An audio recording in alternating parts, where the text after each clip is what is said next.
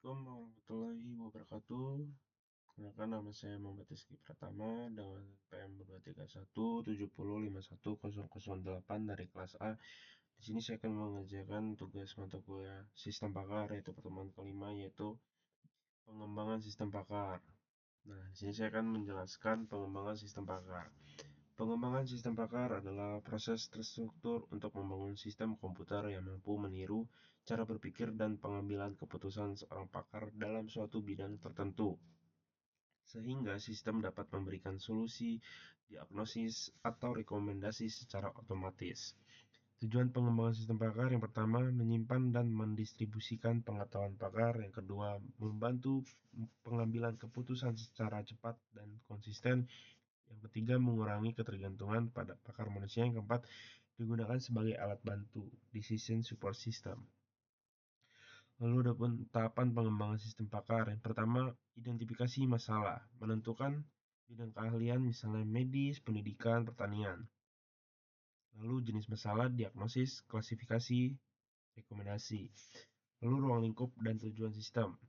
Yang kedua, akuisisi pengetahuan, mengumpulkan pengetahuan dari pakar, wawancara, observasi, lalu ada buku, jurnal, dan dokumen, lalu data historis dan studi kasus.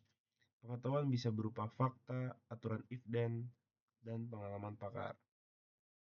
Yang ketiga, representasi pengetahuan, mengubah pengetahuan pakar ke dalam bentuk yang dapat diproses komputer, seperti aturan if-then, decision tree, frame, logika fuzzy. Lalu yang keempat, perancangan mesin inferensi. Mesin inferensi berfungsi untuk melakukan penalaran menggunakan forward chaining dari fakta ke kesimpulan, lalu ada backward chaining dari hipotesis ke fakta. Lalu yang kelima, perancangan antarmuka pengguna.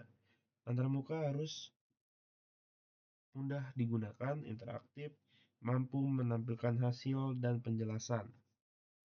Lalu yang keenam, implementasi sistem. Mengembangkan sistem menggunakan bahasa pemrograman seperti Python, Java, PHP, lalu ada tools atau framework sistem pakar, lalu database untuk menyimpan pengetahuan. Yang ketujuh, pengujian dan validasi. Dilakukan untuk memastikan apakah sistem berjalan sesuai aturan, hasil mendekati keputusan pakar, tidak terjadi kesalahan logika. Dan yang ke-8, pemeliharaan dan pengembangan lanjutan. Menambah aturan atau pengetahuan baru, memperbaiki kesalahan, menyesuaikan dengan perkembangan bidang keahlian. Adapun tantangan dalam pengembangan sistem pakar, yang pertama, sulit mengekstrak pengetahuan dari pakar. Yang kedua, pengetahuan bisa berubah seiring waktu. Yang ketiga, kompleksitas aturan jika sistem semakin besar. Nah, di sini ada contoh kasus seperti sistem pakar diagnosis penyakit. Misalkan inputnya gejala pasien. Yang kedua, proses mesin inferensi mencocokkan aturan. Lalu ada pun output, diagnosis, dan saran pengobatan. Kesimpulan, pengembangan sistem pakar memerlukan perencanaan, akuisisi pengetahuan, dan pengujian yang matang agar sistem dapat bekerja secara akurat dan andal. Sistem pakar yang baik mampu menjadi solusi efektif dalam membantu pengambilan keputusan di berbagai bidang.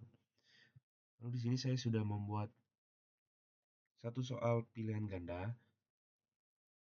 Nah, di sini soalnya, dalam proses pengembangan sistem pakar, tahap yang paling penting untuk memastikan sistem memiliki pengetahuan yang akurat adalah, di sini ada 5 pilihan ganda, B, C, D. Yang A, perancangan antarmuka pengguna. B, akuisisi pengetahuan dari pakar dan sumber terpercaya. C, implementasi bahasa pemrograman. D, pengujian perangkat keras. Dan E, dokumentasi sistem. Jawaban terkait soal yaitu B, akuisisi pengetahuan dari pakar dan sistem terpercaya. Sekian video penjelasan materi terkait pengembangan sistem pakar dan satu soal pilihan ganda. Saya akhiri. Wassalamualaikum warahmatullahi wabarakatuh. Nah, di sini saya tambahkan akses editor kepada Pak Feby.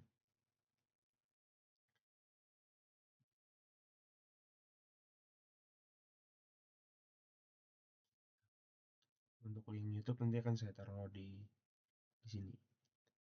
Terima kasih.